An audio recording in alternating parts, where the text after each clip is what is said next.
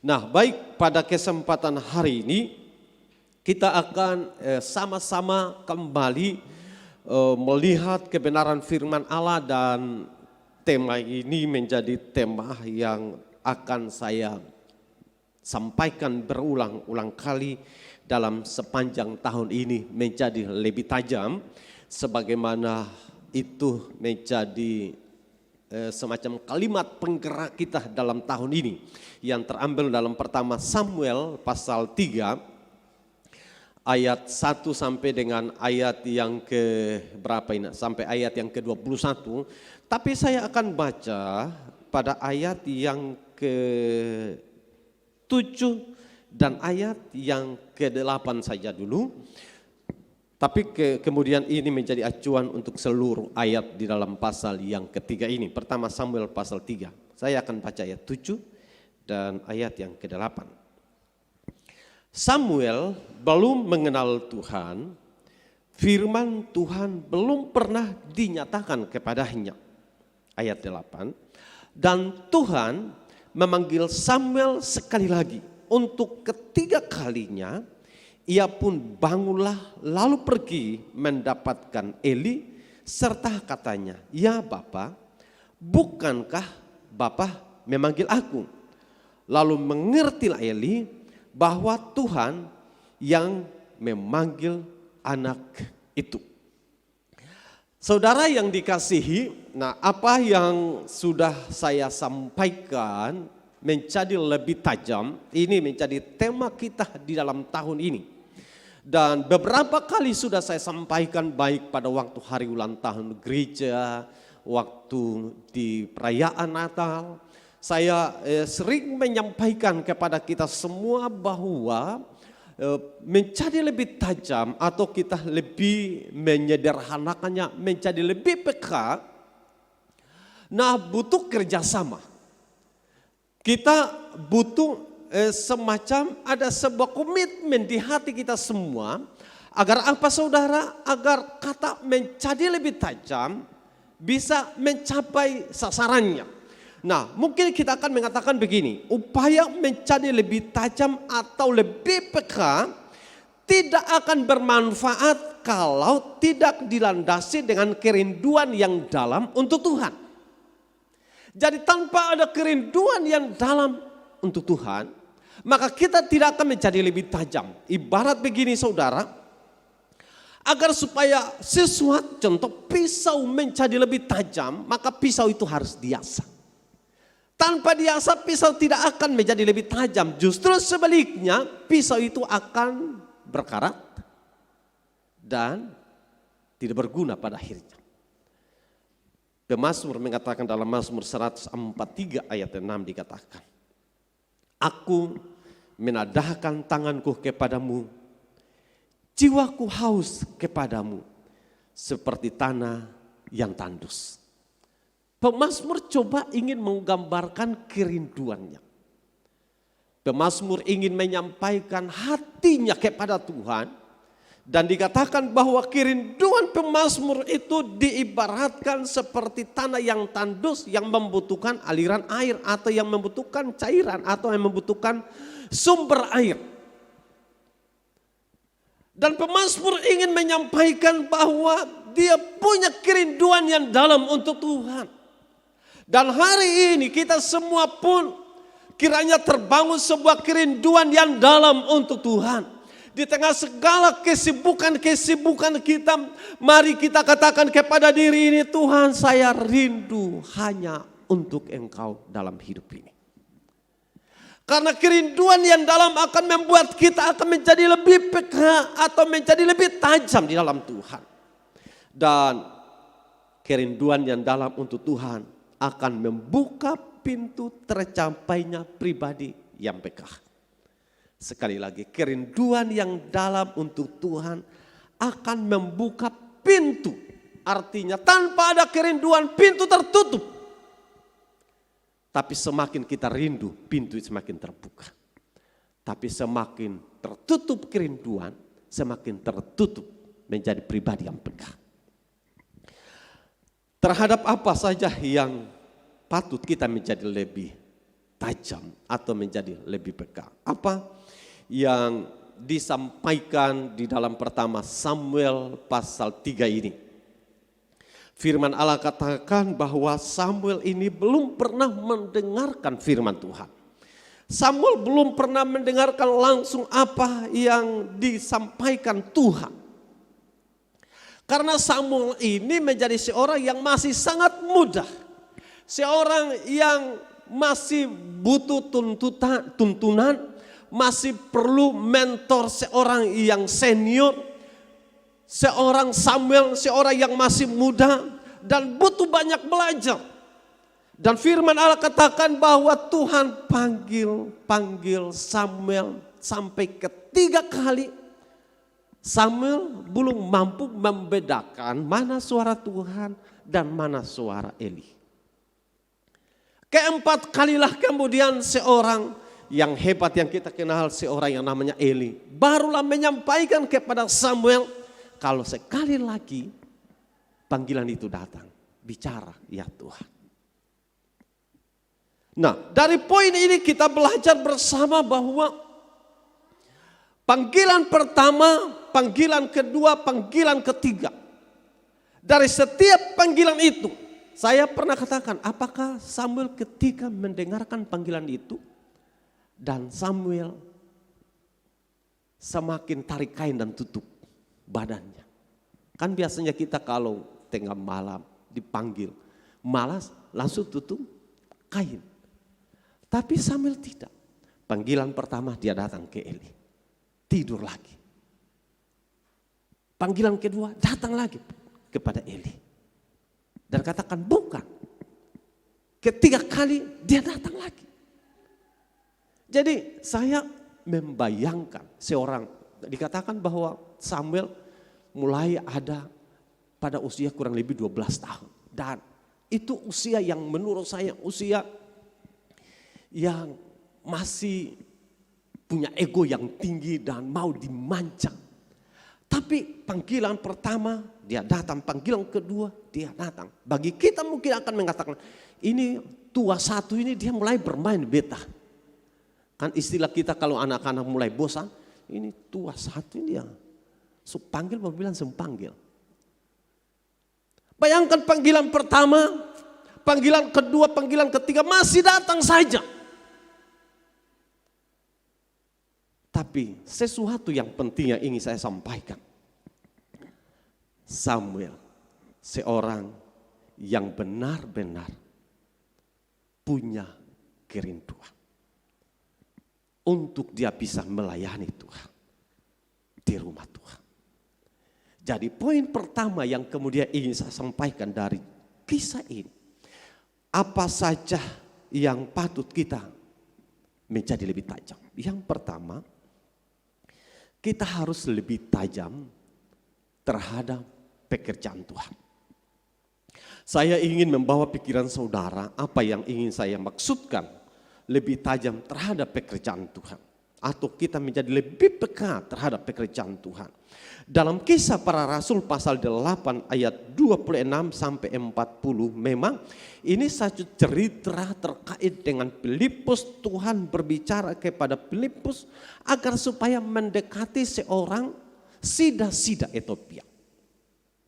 Dan sida-sida ini sedang membaca firman Tuhan atau kemudian kebenaran firman Tuhan. Sida-sida ini tidak mengerti dan karena itu Filipus bertanya, mengertikah engkau?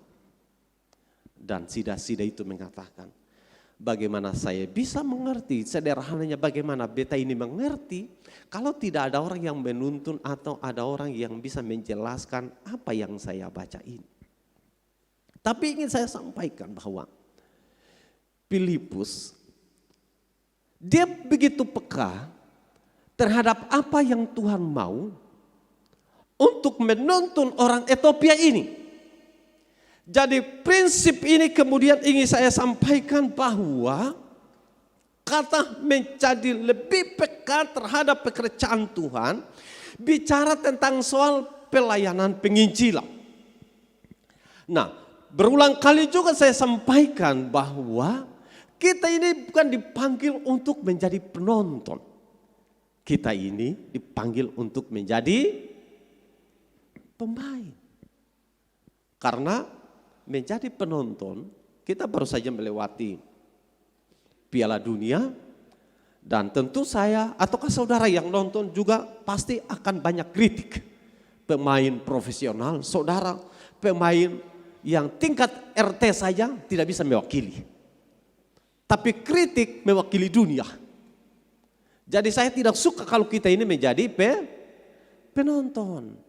Saya suka kita ini menjadi pemain. Nah, dalam pelayanan pekerjaan Tuhan, apa yang Filipus lakukan terhadap sida-sida Ethiopia, Paulus peka terhadap kebutuhan rohani dari seorang sida-sida.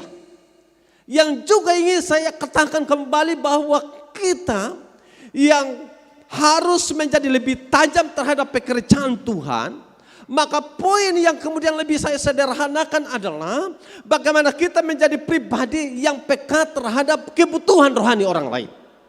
Mungkin saudara merasa bahwa saya punya kebutuhan rohani bisa terjawab setiap saat, karena saya bisa baca firman Tuhan, karena sering saya datang ke gereja, dan kebutuhan rohani saya terjawab. Tapi pertanyaan saya adalah, berapa banyak orang di luar sana yang kebutuhan rohaninya tidak terjawab?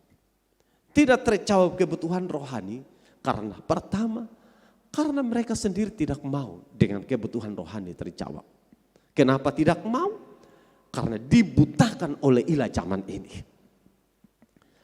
Kenapa? Karena dosa yang membuat kerinduan mereka untuk Tuhan itu tidak ada.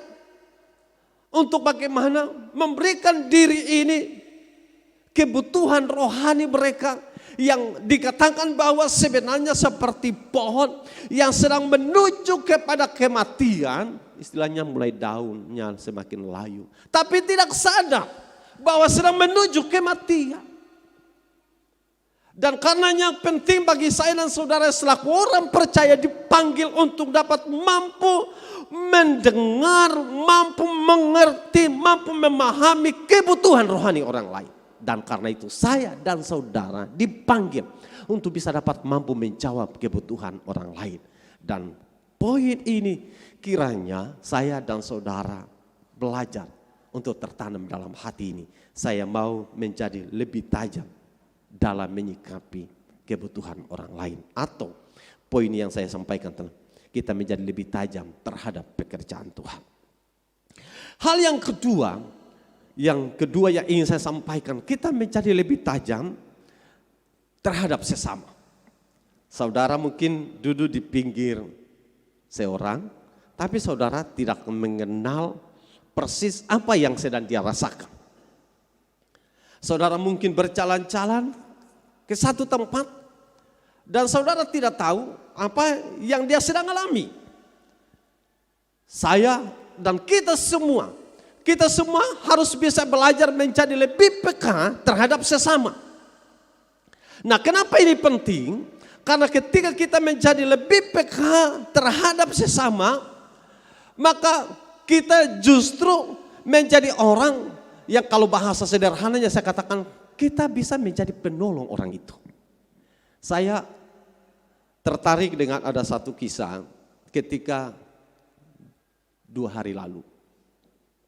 Waktu saya ke Kuda Mati, dan saya biasa melihat ada seorang yang suka kerja pukul batu di sekitar rumah. Karena banyak batu dan dia katakan bahwa saya pukul batu di belakang tapi tidak bisa tidak bisa dijual karena untuk jalan masuk mobil tidak ada. Saya katakan, coba pukul yang ada di samping kiri kanan rumah ini saya. Pukul saya tidak apa. Dia bilang, apakah mau perlu bagi 2 batu? Tidak perlu, pukul saya dan jual silakan. Dan waktu 2 atau 3 hari yang lalu, saya ke atas, dia tidak kerja. Tiba-tiba sekitar 1 jam kemudian dia datang dan saya tanya, kenapa tidak pukul batu? Suak, dia bilang suak. Kenapa suak? Belum makan, kenapa tidak makan? Saya nggak ada uang para beli makan. Dan apakah saya ada bawa uang atau tidak? Diam-diam saya coba pergi ke mobil dan ternyata ada uang 40.000. Saya katakan, bikin kopi, sisanya beli beli beras 1 atau 2 kilo, silakan. Dan setelah itu dia datang, dan ternyata dia datang bantu beta untuk apa yang kami kerjakan di rumah. Dan saya menyadari bahwa apakah keadaan yang sama bisa terjadi buat saudara yang ada di samping kiri kanan? Ataukah bisa terjadi buat orang yang ada di tetangga saudara? Nah, tentu kadang kita akan mengatakan bahwa ini sepele. Tapi bagi saya ini sesuatu yang bukan sepele. Nah, terhadap kebutuhan saja. Nah, belum lagi dengan hal-hal yang mungkin saudara merasa bahwa tekanan cukup berat dan semua orang tidak merasakannya. Nah, saya rindu kita bukan menjadi orang yang sudah super peka. Tapi bagaimana kita belajar menjadi lebih peka, atau bagaimana kita belajar menjadi tajam.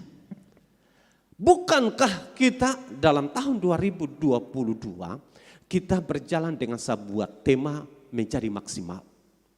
Dan kita kemudian lebih lagi meningkatkan, tidak hanya sebatas maksimal dengan sesuatu yang biasa, tapi saya mau kita menjadi lebih tajam. Artinya kata lebih tajam ini sebenarnya sesuatu yang tidak dilihat oleh orang secara kasat mata, tapi dari hati kita mampu mengetahui apa yang ada di dalam diri seseorang. Dan saya rindu itu terjadi buat saya dan saudara. Amin. Nah, kalau kemudian kita punya kerinduan itu, saya yakin, saya percaya Tuhan akan menggandakan sesuatu dalam dirimu menjadi pribadi yang hebat. Nah, contoh praktisnya dalam Lukas pasal 10 ayat 25 sampai dengan ayat yang ke-38, ini tentang sebuah cerita menarik. Yesus menyampaikan sebuah cerita kepada orang Samaria, yang dikatakan orang Samaria yang murah hati. Cerita ini tren di kalangan anak-anak kecil karena mereka atau kita ketika masa kecil ini ajaran sekolah minggu. Dan seorang imam lewat, seorang Lewi lewat juga tidak.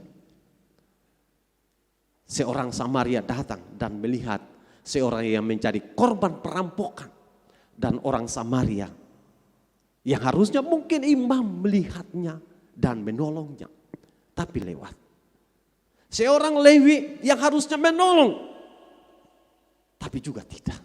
Sekarang orang Samaria yang datang lewat dan melihat seorang korban kekerasan, perampokan juga kekerasan.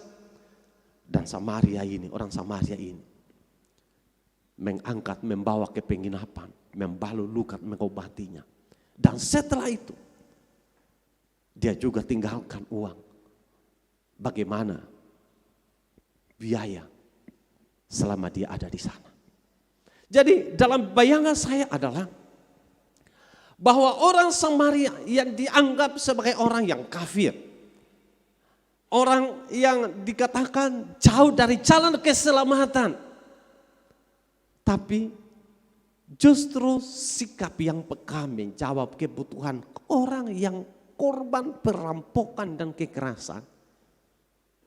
Dia yang dianggap jauh dari Tuhan, yang kalau kemudian kita juga mencontohkannya, dia yang tidak bertobat menolong orang yang korban kekerasan dan perampokan. Kalau bahasanya imam ada Lewi, saya ya dengan praktis bisa mengatakan pendeta lewat, jemaat lewat, hanya nonton dan pergi saja. Saya rindu cerita ini. Bukan orang Samaria, tapi saya rindu kita orang-orang umat kepercayaan Tuhan yang dapat mampu menolong orang yang korban kekerasan dan korban perampokan. Nah, kata ini sebenarnya ini gambaran dari orang-orang yang butuh pertolongan. Kata ini sebenarnya orang-orang yang butuh solusi. Nah, siapa yang dapat mampu memberikan solusi? Bukankah saya dan saudara yang dipanggil untuk dapat memberikan jawaban dan solusi terhadap orang yang sedang membutuhkan sesuatu? Dan karena itu penting untuk kemudian kita dapat mengatakan, apakah selama ini saya telah melakukan hal yang demikian, ataukah selama ini saya acuh tahu dengan itu. Saya rindu kalau kata menjadi lebih tajam. Kita bukan hanya lebih tajam terhadap pekerjaan Tuhan, tapi kita juga menjadi lebih tajam dengan sesama. Yang ketiga, kita juga harus menjadi lebih tajam terhadap situasi lingkungan. Nah, kita lebih tajam terhadap situasi lingkungan. Mungkin kita akan mengatakan lingkungan yang mana yang membuat kita harus mau menjadi lebih peka. Nah, tentu kata lingkungan ini terlalu umum pengertiannya. Tapi saya mau menyederhanakannya atau mengatakan bahwa kata lingkungan berarti di seputar di mana kita tinggal. Di seputar di mana kita berada.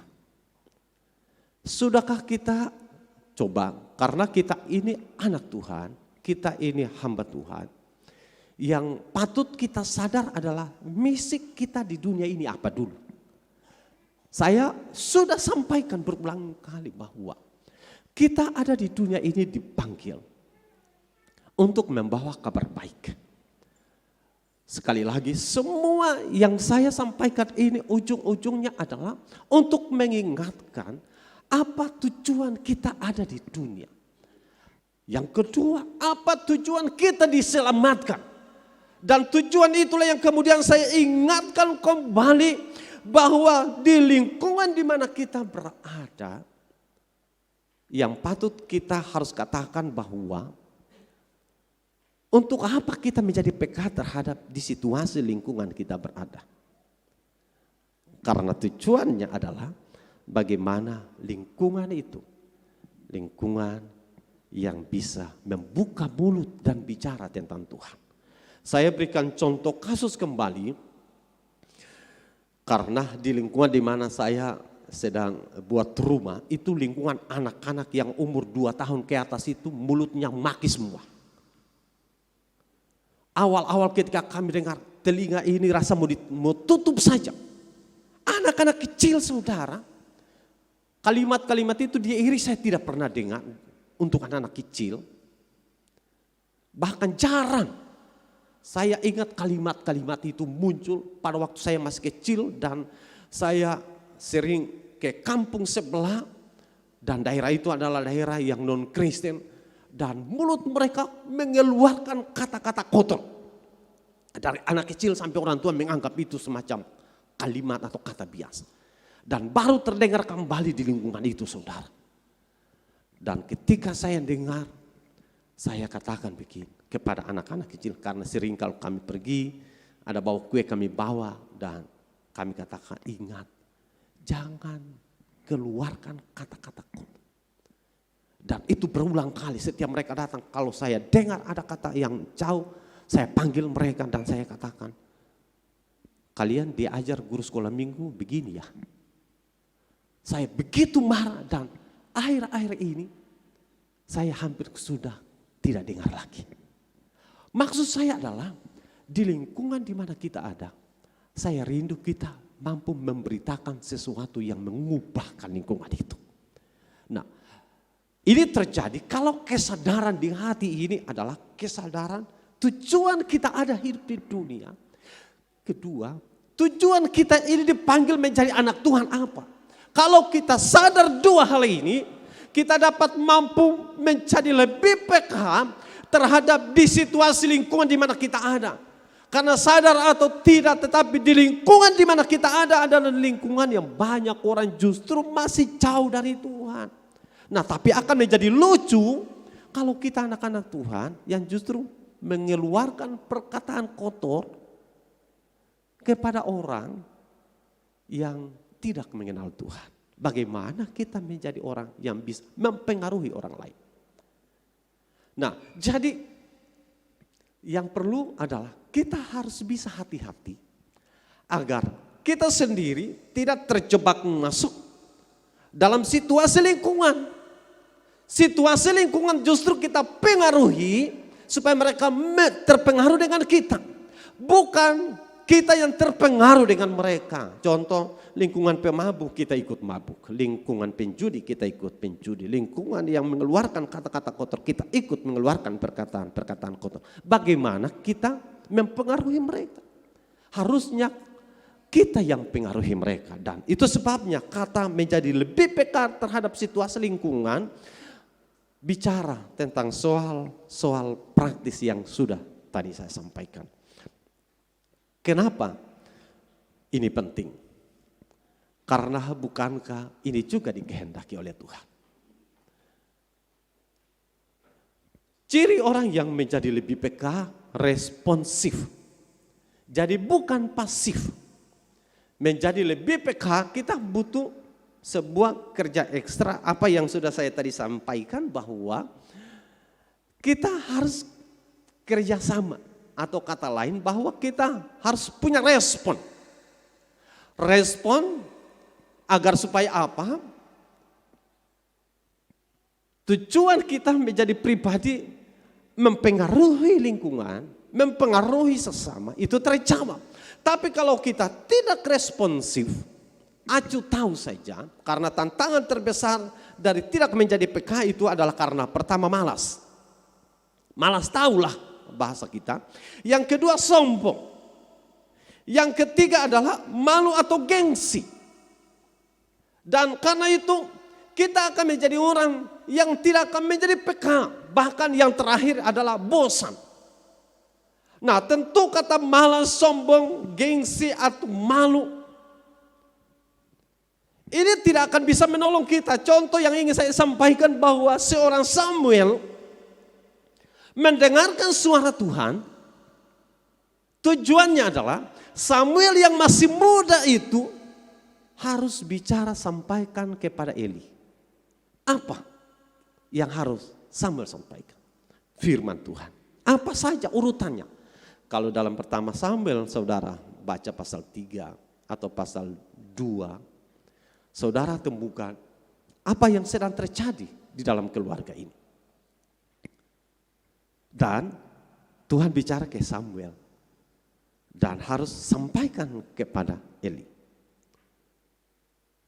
Eli juga bahkan bertanya besoknya. Apa saja yang Tuhan sampaikan. Jangan sembunyikan. Tentu seorang Samuel, ya beta masih anak kecil ini. Bagaimana bisa bicara dengan seorang yang hebat, yang kita tahu Eli adalah seorang yang hebat di sepanjang sejarah. Bagaimana bisa saya bicara? Tapi ini menjadi ujian pertama bagi Samuel. Untuk menyampaikan apa yang Tuhan ingin disampaikan kepada Eli. Dan apa yang tadi saya sampaikan, mungkin Samuel awal malu. Mungkin merasa takut, tidak percaya diri. Tapi perasaan itu juga kadang bisa terjadi buat saya dan saudara. Kadang kita malu, kadang kita takut. Kita tidak bisa bicara berani sesuatu tentang kebenaran. Dan kadang-kala itu menjadi tantangan, itu kadang-kala jadi persoalan tersendiri bagi saya dan saudara selaku anak-anak Tuhan. Dan kalau kemudian kita tidak taklukkan itu, maka kita sedang kalah. Dan kalau kita tidak sedang juga melakukannya, maka kita tidak akan menjadi lebih peka. Karena kita belajar mengeraskan hati. Dan semakin kita mengeraskan hati, apa yang tadi saya sampaikan, semakin tertutup pintu. Dan kalau semakin tertutup pintu, kita akan menjadi orang yang keras hati. Nah, apa yang menyebabkan atau kira-kira dampaknya apa kalau kita menjadi orang yang keras hati? Kita tidak akan menikmati hadirat Tuhan. Kalau kita tidak lagi menikmati hadirat Tuhan, lalu keberadaan kita dalam gereja menjadi apa? Ya, ibarat semua pertunjukan semata. Menyaksikan sebuah pertunjukan. Kita menjadi penonton semata. Kita buka. Dan Samuel belajar. Dia terbuka. Mungkin takut. Tapi Samuel berani menyampaikan kepada Eli. Urutan A, B, C dan sebagainya. Terhadap apa yang Tuhan sampaikan kepada Samuel. Samuel sampaikan kepada Eli. Dan ujian ini Samuel keluar sebagai pemenang. Samuel mampu menyampaikan itu dalam sejarah tentang Samuel. Mampu menyampaikan firman Tuhan kepada setiap raja, dari satu raja kepada raja yang lain. Dan Samuel tidak takut dengan itu. Kenapa ini terjadi? Karena pembuktian awal telah dia mulai dari orang yang dia anggap sebagai mentor. Yang dianggap sebagai seorang guru. Yang dianggap sebagai orang tua. Karena dari masa kecil Samuel telah hidup dengan Eli. Dan itu artinya bahwa setiap saat dia dengan seorang yang hebat yang namanya Eli. Dan menganggap Eli sebagai orang tua. Tetapi juga sebagai orang tua secara rohani. Dan tentu sangat mengagumi, sangat menghormati. Tapi demi firman Tuhan. Demi Tuhan yang ingin dia senangkan. Samuel yang telah dituntun untuk menjadi seorang yang menyenangkan Tuhan. Dia harus melakukan apa yang Tuhan mau. Dan dia sampaikan. Dan kalau Bapak Ibu Saudara baca kisah tentang Samuel. Samuel dapat mampu menyampaikan firman Tuhan yang hebat. Dari sejarah menceritakan seorang yang luar biasa menyampaikan firman Allah. Karena Samuel telah membuktikan dari mulai di lingkungan yang kecil. Dan Tuhan pakai Samuel dengan hebat. Saya percaya saudara pun dipakai Tuhan dengan hebat. Ketika kita mulai belajar. Mari kita belajar saudara. Di tahun 2023 ini. Saya rindu kita menjadi pribadi yang peka. Saya rindu kita menjadi pribadi yang lebih tajam. Agar apa saudara? Kita berdampak bagi banyak orang. Kepekaan dibentuk agar kita menjadi pribadi yang tahu membedakan manakah kehendak Tuhan. Atau manakah kehendak sesama. Atau manakah kehendak diri ini. Kita harus bisa dapat mampu membedakan. Karena tujuan menjadi lebih tajam agar supaya mampu membedakan semua sisi ini. Jangan sampai kehendak kita menganggap itu kehendak Tuhan. Jangan sampai kita menganggap kehendak sesama, tapi itu kehendak Tuhan. Selalu ujung-ujungnya di bawah nama Tuhan, padahal bukan nama Tuhan. Nah, agar supaya ujung-ujungnya sama dengan awal, maka kita harus bisa membedakan. Banyak orang kadang bicara, Tuhan bicara buat saya, silakan. Tapi mari kita uji. Apa yang Tuhan katakan. Saya sampai hari ini jarang bicara. Tuhan berbicara buat saya. Karena saya takut salah. Banyak orang kadang berbicara. Dan bahkan yang lebih lucu saudaraku. Kadang orang bicara. Tuhan bicara buat saya, Tuhan mengasihi kamu. Bagi saya kadang lucu saudara. Kenapa? Karena kasih itu adalah sumber yang tidak bisa berubah oleh apapun, oleh situasi pun. Sehingga dengan demikian kata tentang Tuhan mengasihi itu menjadi sebuah kehidupan dan itu menjadi karakter dan itu menjadi bagian yang tidak bisa dapat diubah oleh keadaan apapun. Sehingga dengan demikian tanpa kata Tuhan berbicara pun sekali lagi itu tetap tidak mengubah situasi. Apa maksudnya adalah kata tentang Tuhan mengasihi. Itu tetap diketahui oleh orang lain. Tanpa kita bicara pun tetap dia mengetahuinya. Kalau kita mengingatkan Tuhan mengasihimu, boleh.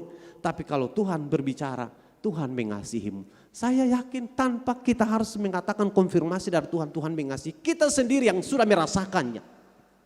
Kecuali kita sendiri belum pernah merasakannya, dan Tuhan harus berbicara kepada saya dan saudara bahwa Tuhan mengasihi orang itu.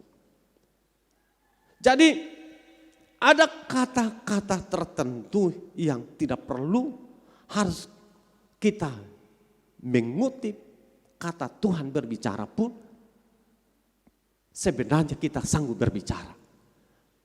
Kita datangi, kita peluk dan mengatakan Tuhan mengasihi kamu. Apakah kita perlu konfirmasi dari Tuhan?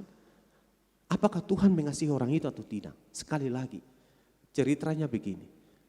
Sebelum kita kenali Tuhan, Tuhan telah mengasihi kita. Amin. Apakah konfirmasi dari Tuhan dulu, baru kita akan sampaikan kepada orang lain, Tuhan mengasihi kamu? Tentu tidak perlu. Karena kita sendiri sudah merasakan Tuhan mengasihi saya. Ketika kita masih hidup dalam dosa, masih hidup dalam kejahatan yang hebat, Tuhan telah mati buat saya dan saudara.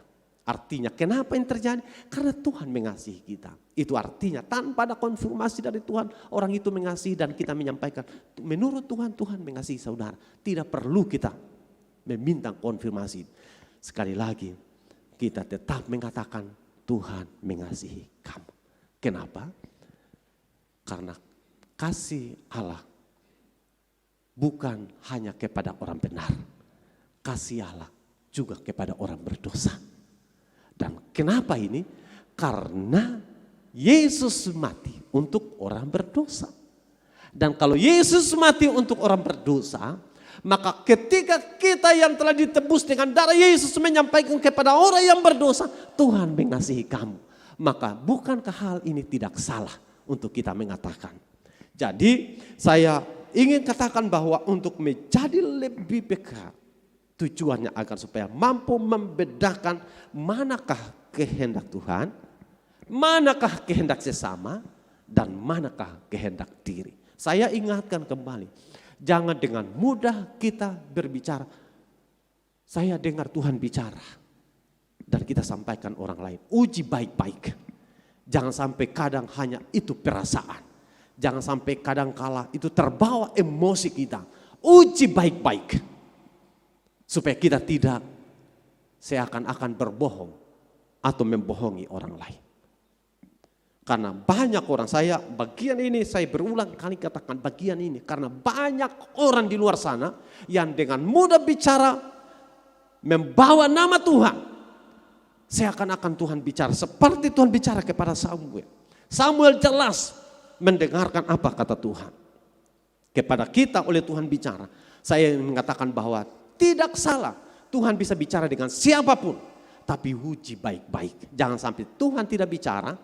Perasaan kita sendiri, emosi kita sendiri. Lalu kemudian kita seakan bicara. Tuhan telah bicara buat saya. Hal ini tidak menutup kemungkinan Tuhan bisa bicara kepada siapa saja, termasuk kepada saudara dan saya. Tapi uji baik-baik ketika kita pada posisi ini. Yang kedua,